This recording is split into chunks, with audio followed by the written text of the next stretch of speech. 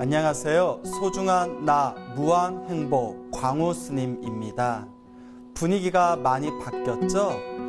그동안 저희 소중한 나 무한행복 소나무 프로그램이 거의 200회를 넘게 되었습니다. 4년 동안 끊임없이 사랑해 주시고 관심과 배려를 해주신 점 우리 시청자 여러분들께 너무나 감사드립니다. 그래서 앞으로 우리 시청자분들에게 더욱 새로운 모습으로 다가가고자 이렇게 분위기가 많이 바뀌게 되었습니다. 앞으로도 많은 사랑 부탁드립니다. 우리 중생들이 살아가는 가장 큰 목적, 이유가 어디에 있을까요? 바로 행복일 겁니다. 우리 인생의 목표는 행복해지기 위해서 살아간다라고 해도 과언이 아니겠죠. 그러면 우리는 어떻게 해야 진정한 행복을 얻을 수가 있을까요? 어떻게 해야 진정한 행복의 길을 걸을 수가 있을까요?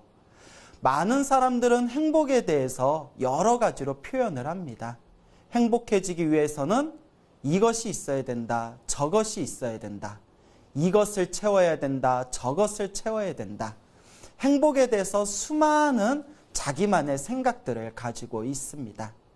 근데 불교에서 바라보는 행복의 개념은 다른 사람들이 생각하는 것과는 많이 다릅니다. 세속에서 일반 사람들은 무언가를 채워야만 행복을 얻을 수 있다라고 생각하지만 사실 불교에서는 채워도 끊임없는 갈증과 끊임없는 번뇌와 끊임없는 이 망상을 멈추지 못한다면 그 어떤 채움도 진정한 행복으로 나아갈 수가 없다고 합니다. 그래서 궁극적으로 불교에서 바라보는 진정한 행복은 내가 가지고 있는 번뇌와 내가 가지고 있는 망상, 무언가를 바라는 끊임없는 욕망과 갈망과 욕정과 탐욕과 집착과 애욕과 애착을 다 내려놓을 수 있어야 진정한 행복과 진정한 자유를 얻을 수 있다고 이야기하고 있습니다. 여러분들에게 재미난 이야기를 하나 들려드릴까 합니다. 석가모니 부처님 당시의 일이었습니다. 그 석가모니 부처님이 계시던 당시에 어느 부잣집이 있었는데 그 부잣집에 외아들이 있었다고 합니다. 근데 이 아들이 성장해서 성인 남자가 되었는데도 도저히 결혼할 생각이 없었다고 합니다. 그래서 이 부잣집 부모님들이 걱정을 하면서 우리 아들이 결혼을 하지 않고 아이를 낳지 않는다면 우리의 대가 여기서 끊기게 될 것이다. 어떻게 해야 여자한테 관심이 없는 우리 아들을 장가 보낼 수 있을까? 끊임없이 고민을 하게 됩니다.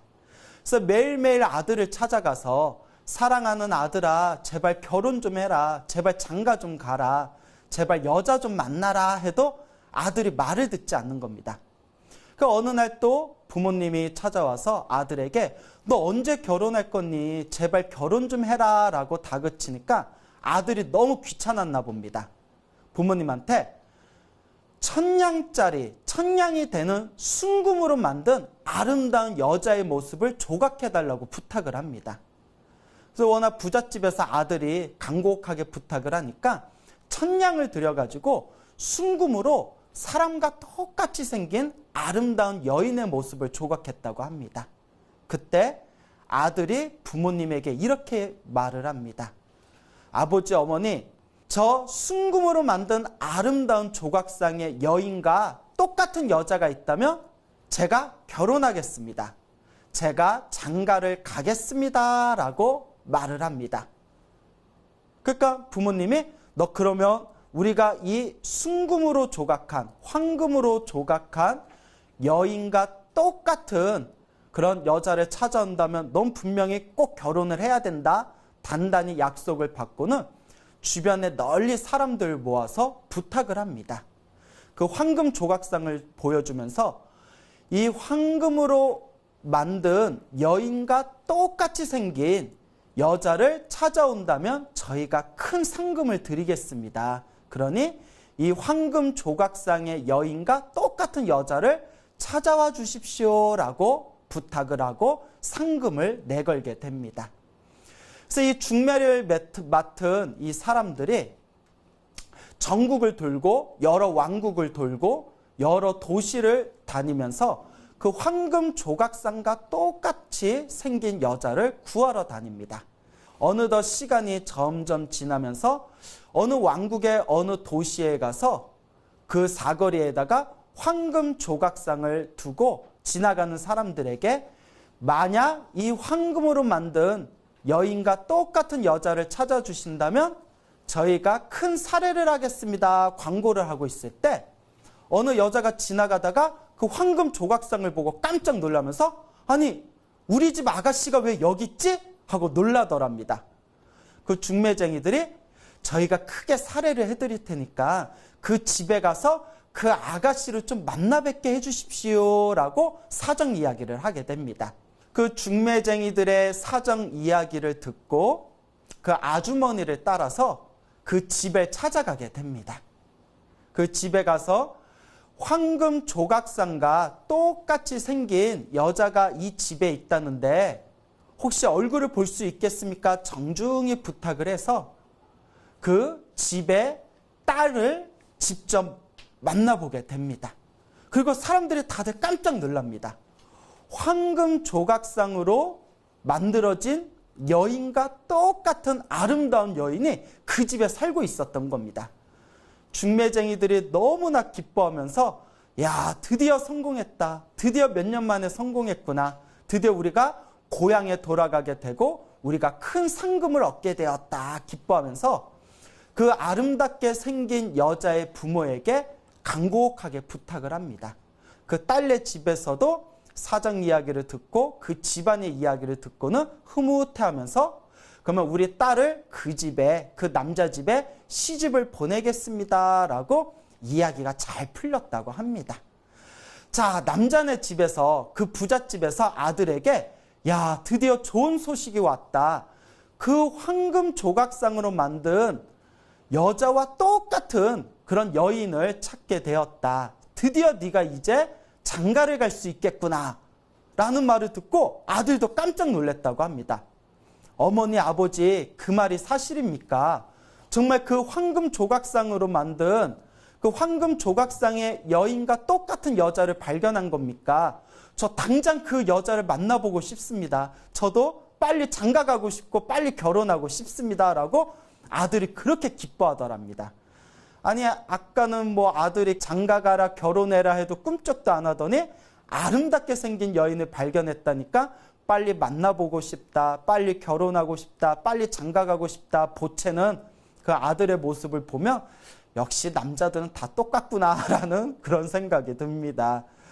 자, 그래서 이제 결혼 준비를 다 마치고 나서 이제 여자를 시댁에서 그 중매쟁이들한테 어서 시집으로 오도록 빨리 여자를 데려와라 부탁을 해서 급히 마차를 보내가지고 여자를 마차에 태워서 시댁에 가는 도중에 마차가 심하게 흔들리면서 성격이 예민했던 여자가 갑자기 복통을 일으켰다고 합니다.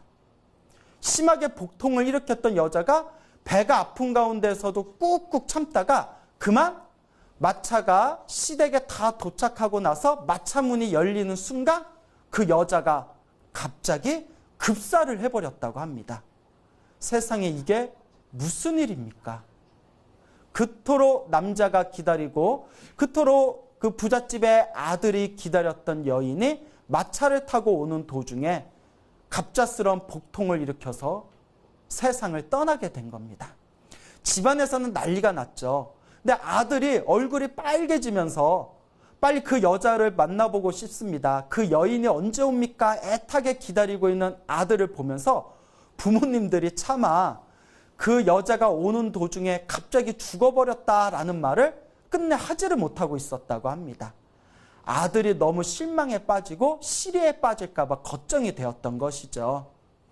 그래서 몇 날 며칠이 지나고 나서 아들이 그 여인네가 언제 옵니까? 그 여자가 언제 옵니까?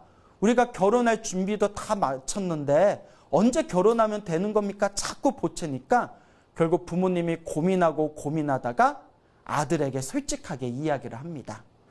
아들이 그 말을 듣고 크게 놀라고 가슴에 큰 상처를 받게 됩니다. 그토록 아름다웠던 여자를 얼굴 한번 보지 못하고 이렇게 떠나보내게 되었구나. 그리고 큰 슬픔과 큰 실망과 시리에 빠져서 이 아들이 몇 날 며칠 동안 밥을 먹지 않고 방에 들어가서 큰 슬픔에 젖어서 눈물을 흘리고 있었다고 합니다. 그렇게 시간이 지나고 부모님의 걱정이 쌓이고 있는 가운데 어느 날 부처님께서 당신의 신통력으로 오늘 마땅히 내가 누구를 제도하면 될 것인가 하고 지혜의 눈으로 신통의 힘으로 세상을 비춰보고 있었을 때 그 시리와 슬픔과 실망에 빠진 부잣집 아들을 깨달음을 얻을 수 있는 인연이 다가왔구나라는 것을 꿰뚫어 보시게 됩니다. 그래서 부처님께서 점심때가 되었을 때 가사와 바루를 드시고 천천히 그 부잣집에 들어가시게 됩니다. 그 부잣집에서는 갑자기 부처님이 오시니까 그 부잣집에 부모가 깜짝 놀라서 부처님 여기에는 어떻게 오셨습니까? 갑자기 말씀도 없이 어떻게 오셨습니까? 여기에 편안하게 앉으십시오라고 옆에서 시중을 들었다고 합니다. 그때 부처님께서 자비로운 미소를 지으면서 그 부잣집의 부모님에게 다음과 같이 이야기하십니다. 이 집에 아들이 하나 있었던 걸로 기억하는데 그 아들이 보이질 않는구나. 아들이 어디에 있느냐. 그런데 그 부잣집의 부모님이 다들 슬픈 표정을 하면서 저의 아들이 이런 사정이 생겨서 그만 지금 집에 들어가 방 안에서 음식도 먹지 않고 눈물을 흘리면서 슬픔에 빠져 있습니다. 저희가 어떻게 달래야 할지를 모르겠습니다. 라고 고백을 합니다. 그때 부처님께서 다음과 같이 말씀하십니다. 어서 방으로 가서 아들을 불러오너라. 내가 그 아들에게 해줄 말이 있구나. 그러니까 그 슬픔에 빠져서 방에 있었던 아들도 부처님이 직접 찾아왔다는 이야기를 듣고 차마 나가보지 않을 수가 없어서 방에 나와 부처님께 다가가서 부처님 발 아래 삼배를 올립니다. 그때 부처님께서 슬픔에 빠져 수척해진 젊은이의 얼굴을 보면서 이렇게 말씀하십니다. 젊은이여, 그대 얼굴에 슬픔과 두려움이 가득하구나. 왜 그대 얼굴에 그와 같이 수심이 가득한 것이냐. 그때 아들이 솔직하게 부처님께 다음과 같이 말씀을 올립니다. 부처님이시여, 제가 아름다운 여인과 결혼을 하기로 했는데 그 여인의 얼굴을 직접 보기도 전에 그 아름다운 여인이 갑자기 죽어서 세상을 떠났다고 합니다. 제가 너무나 충격을 받고 너무나 가슴이 찢어질 듯 아파서 슬픔과 두려움에 방 안에서 제 슬픔 마음을 부여잡고 눈물을 흘리고 있었습니다. 그때 부처님께서 다음과 같이 말씀하십니다. 젊은이여, 슬픔과 두려움이 어디서 오는 줄 아느냐? 이 모든 중생들의 슬픔과 두려움이 어디에서 오는지 아느냐? 그대 마음에서 올라오는 슬픔과 두려움의 원인이 어디서 오는 것인지를 아느냐? 젊은이는 아무 대답이 없었습니다. 그때 부처님께서 다음과 같이 말씀하십니다. 세상 중생들의 모든 슬픔과 두려움은 애욕에서 일어나는 것이다. 애욕으로 인해서 슬픔과 두려움이 일어나는 것이다. 하면서 부처님께서 그 젊은이에게 다음과 같은 개송을 일러 주십니다. 욕정이 슬픔을 만들고 욕정이 두려움을 만든다. 욕정에서 벗어나면 슬픔이 없는데 어찌 두려움이 있겠는가? 라는 법문을 마치시는 순간 그 자리에서 그 젊은 아들의 가슴에 있었던 슬픔과 두려움과 수심이 모두 다 사라지고 그 자리에서 깨달음을 얻었다는 이야기가 전해지고 있습니다.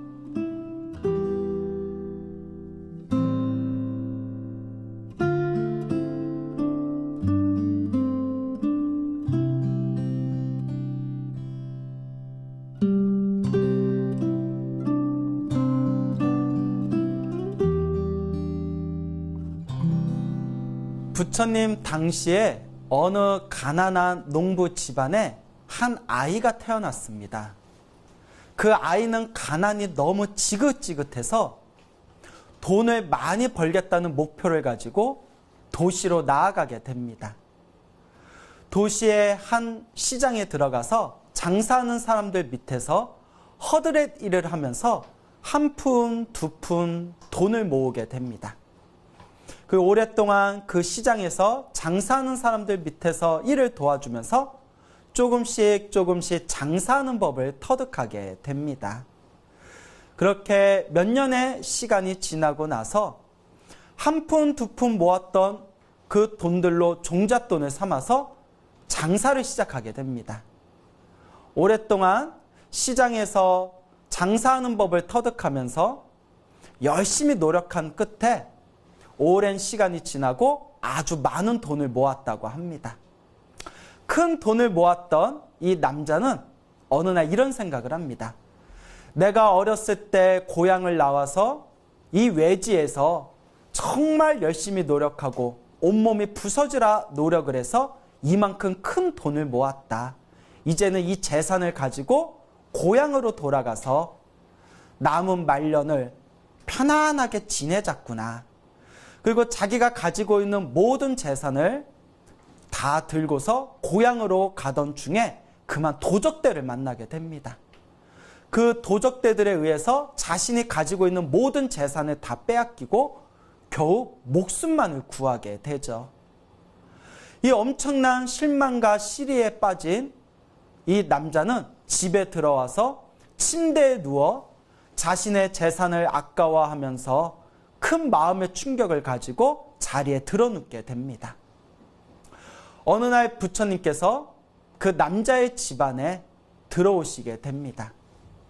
그 남자의 부인이 부처님을 편안한 자리에 모시고 거룩하신 부처님이시여 어떤 일이 있어서 이렇게 저희 집에 직접 와주셨습니까? 부처님이시여 라고 정중하게 인사를 올립니다. 그때 부처님께서 그대의 남편이 오늘따라 보이지가 않는구나. 그대의 남편은 어디에 있는가? 그대의 남편을 불러오라 라고 아내에게 말을 합니다. 아내가 남편에게 다가가서 이와 같이 말을 합니다. 부처님께서 오셔서 당신을 직접 보고자 합니다. 부처님께 가서 인사라도 올리시죠. 자리에 누워서 식음을 전폐하던 이 남자는 그래도 부처님께서 직접 집에 찾아왔다는 이야기를 듣고 그래도 부처님을 오셨는데 내가 인사를 안 드릴 수 없지 하고 자리에서 일어나 비틀비틀거리면서 부처님께 다가가 부처님의 발 아래 삼배를 올립니다. 거룩하신 세존이시여 어찌하여 이렇게 저희 누추한 집에까지 직접 찾아오셨습니까? 그때 부처님께서 자비로운 미소를 지으면서 그 남자의 얼굴을 보고 다음과 같이 말씀하십니다. 오늘따라 그대의 얼굴이 참으로 슬퍼 보이고 그대의 얼굴에 두려움이 가득하고 수심이 가득합니다. 무슨 일이 있었습니까? 그때 그 남자가 눈물을 흘리면서 부처님께 자신의 사연을 하소연합니다.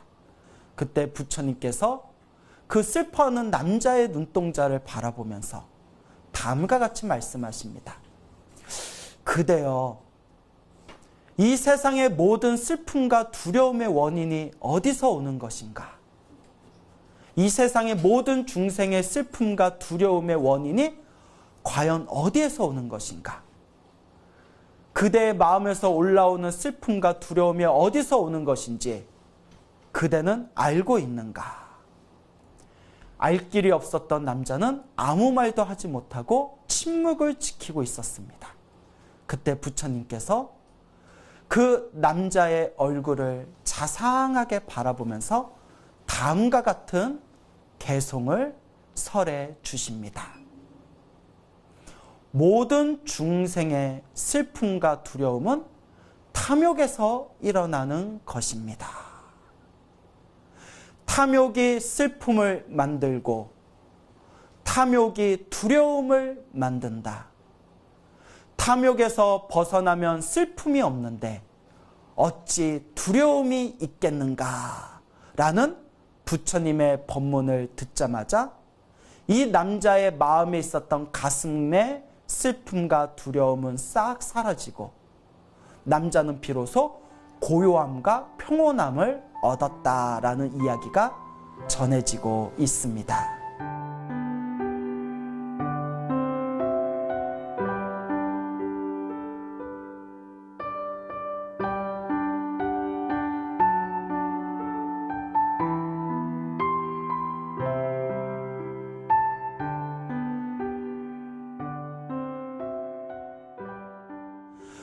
우리가 인생을 살다 보면 절대 우리의 인생은 우리의 뜻대로, 우리의 원대로 풀리지가 않습니다. 한 치 앞도 알 수 없는 게 바로 우리의 인생인 것 같습니다. 우리가 살아가면서 우리 앞에 펼쳐진 모든 행복과 불행이라는 것이 도저히 우리가 한 치 앞도 살펴볼 수 없는 뿌연 안갯길과 같습니다. 행복도 영원하지 않고 불행도 영원하지 않습니다. 행복할 때는 좋아서 기뻐하고 불행할 때는 슬퍼서 좌절합니다. 부처님께서는 우리들에게 다음과 같이 말씀하십니다.